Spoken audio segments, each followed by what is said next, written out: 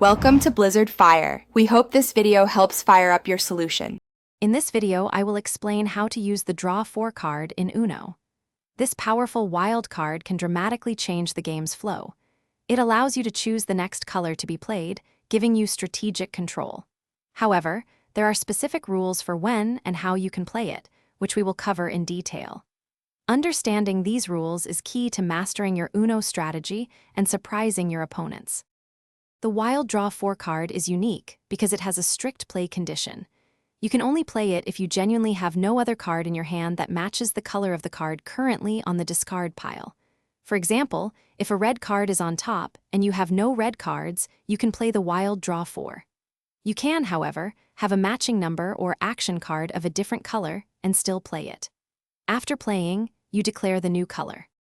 A crucial aspect of the Wild Draw 4 is the challenge rule.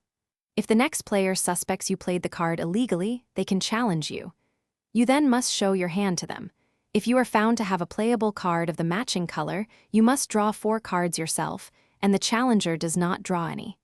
However, if you played legally, the challenger must draw 6 cards instead of 4, a significant penalty. Strategically, the Wild Draw 4 is excellent for disrupting opponents and gaining control. Use it to change the color to one you have many cards of, setting yourself up for a win. It's also effective against players who are close to winning, forcing them to draw 4 cards and extending their game. Always consider the risk of a challenge, especially if you have a matching color card you could have played.